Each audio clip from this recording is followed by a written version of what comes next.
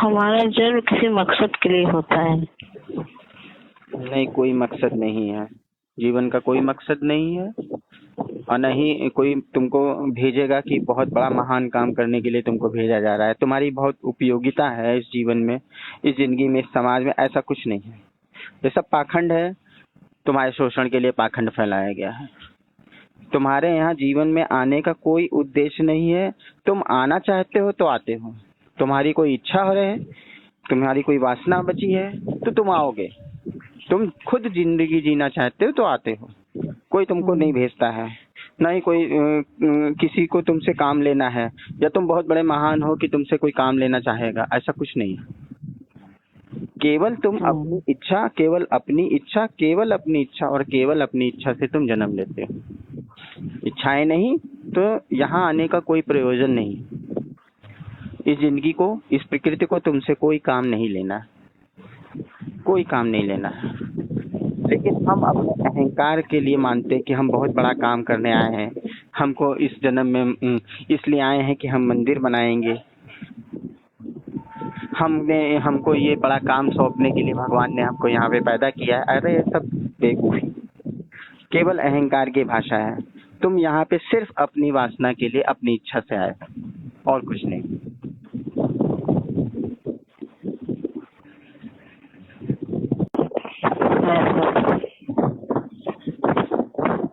हाँ माँ जी, वो थोड़ा डिस्टरबेंस कम करिए।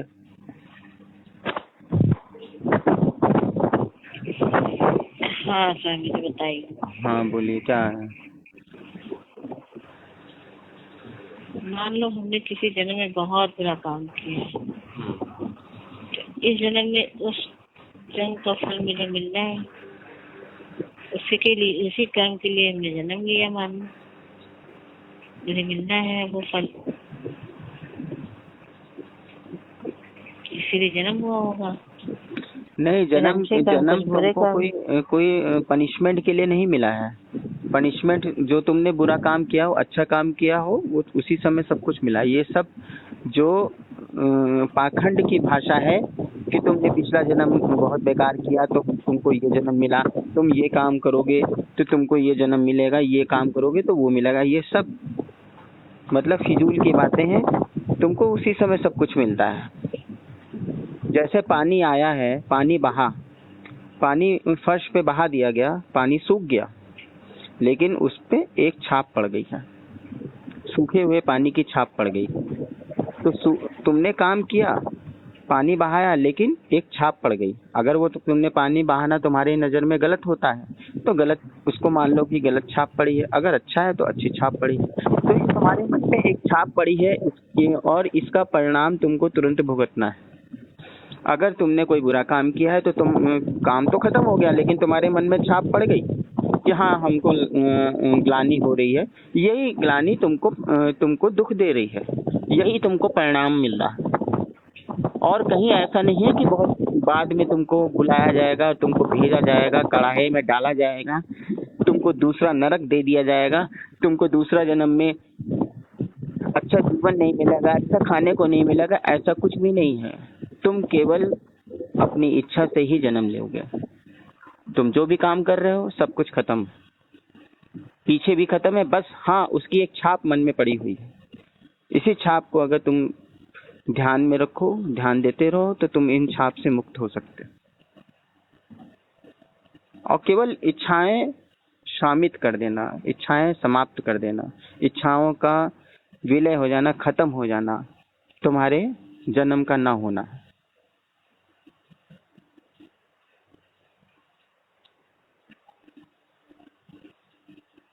तो इसलिए जो भी पूर्वाग्रह की बातें हैं, जो भी हमारे संप्रदाय की बातें हैं, उनसे अलग होके केवल ध्यान दीजिए। जो भी आसपास चल रहा है उस पर ध्यान दीजिए। कोई भी धारणा, कोई भी विचार आपको, आपके आवागमन में की मुक्ति में बाधक। आप आना चाहते हो तो आओगे, नहीं आना चाहते तो नहीं आओगे।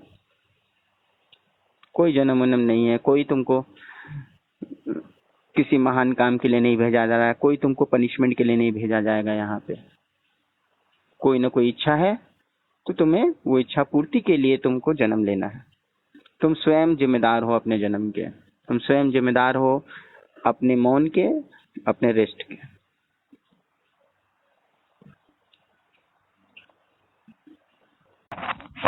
देखिए माँ जी, आप कभी भी मुक्त नहीं हो सकते, कोई भी इस चीज से मुक्त नहीं हो सकता। 24 घंटे पूरे जिंदगी भर ये विचार चलेगा कि जो भी जीवन चल रहा है पिछले जन्मों का कर्म है।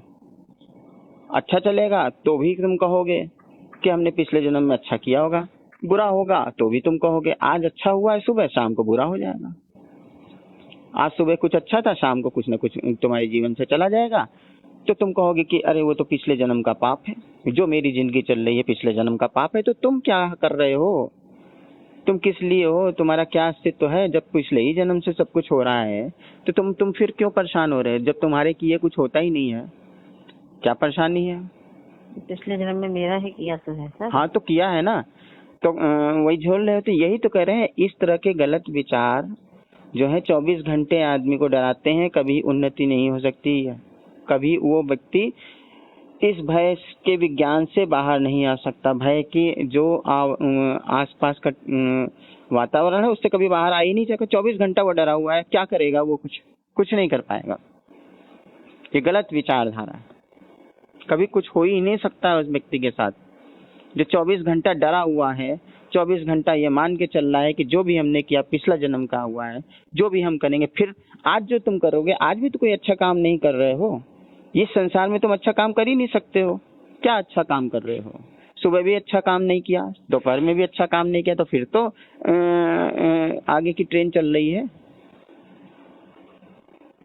मतलब कितनी विरोधी संगत बातें चल रही हैं। ये भी चल रहा है कि जो भी चल रहा है वो पिछले से चल रहा है, जो भी तुम करोगे आगे से चलेगा। फिर वहीं पे तुम्हारे शास्त्रों ने कहा है कि तुम दर्शन कर लो तो तुम्हें मोक्ष की प्राप्ति हो जाएगी, तुम दर्शन कर लो तो आने मतलब करोड़ों जन्मों के पाप धुल। अरे तो पाप धुलने के साधन तो रखे ना, सीधे सीधे वहां जाओ दर्शन कर लो, पाप धुल गए, पिछला जन्म का कर्म सब फूट गया, सब खत्म हो जाएगा। दर्शन करने मात्र से तो खत्म हो जाए, तो क्यों परेशानी, क्या परेशानी है?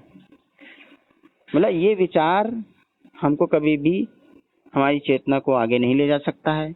जब तक हम इन फालतू की धारणाओं से मुक्त नहीं होंगे, हम स्वतंत्र नहीं हो सकते। हम अपने आप में, अपने स्वभाव में नहीं जा सकते। हम किस लिए हैं, क्या हैं, हम कभी सत्य को जान नहीं सकते। सत्य को जानने के रास्ते पे जाना है तो एकदम मुक्त होके सब कुछ छोड़ के जाना होगा। नहीं तो तुम 24 घंटा यही सोचोगे कि हम पिछले जन्म में वही किए थे, तभी हम ये झेल रहे हैं। क्योंकि सुबह से शाम दुख ही है, तुम दुख ही तो झेल रहे हो। हमेशा दुख झेलोगे, हमेशा गलत काम करोगे, तो सत्य की खोज कभी नहीं हो सकती है। ना अपनी खोज हो सकती है कि हम क्यों हैं, क्या हैं। इस विचारधारा से बाहर आना है।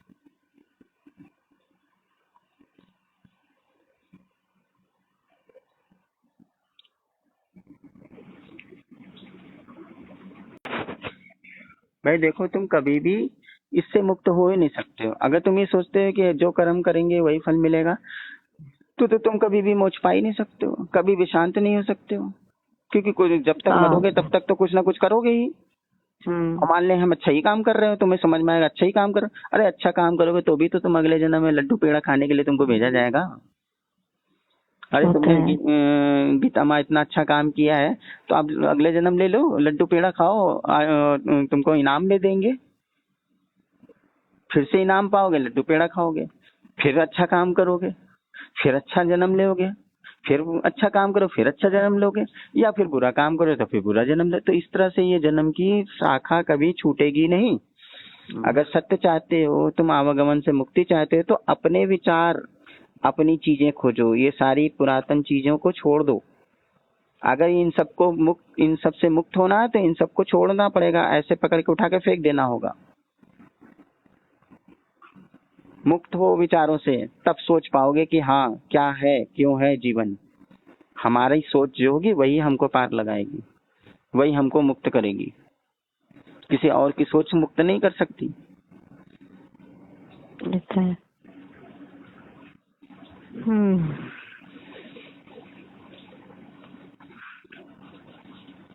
तो इसलिए इतना ये सोचना, ये चीज कि हमको कर्म में मिला है, हमको ये मिला है, कर्म वर्म की चीजें सब बकवास है। हमें मुक्त होना है तो हम ही को उठना पड़ेगा, साहस के साथ उठना पड़ेगा। सारी चीजों की सारी मान्यताओं को दिमाग से उठा के फेंक देना होगा। खाली हो जाओगे तब तुम देखोगे कि हाँ हम क्या हैं। बस तुमसे इतना ही कहते हैं कि घर में जितने सामान है फेंक दो, सब कुछ फेंक दो। जो भी आसपास जितनी भी धार्मिक मान्यताएं तुम्हारी सब गिरा दो, सब फेंक दो, सबको अलग कर दो, सबसे अलग हो जाओ। बस इससे ज्यादा कोई मेरी शिक्षा नहीं। सारे विचार से मुक्त हो जाओ, किसी भी तरीके से ध्यान करके, मनन करके, सोच के, श्रद्धा करके, जो भी रास्ता अपनाना हो, बस केवल पूरे घर को खाली कर देना है और कुछ करना ही नहीं है। फिर तुमको कुछ भी करना नहीं है उसका। अगर खाली करते चले गए और सब कुछ खाली हो गया तो तुमको कुछ करना ही नहीं है। न कुछ पाना, न खोना, न कुछ कोई क्वेश्चन रहेगा, न कोई आंसर मिलेगा तुमको। सारे मन को गिरा दो, खाली हो जाओ।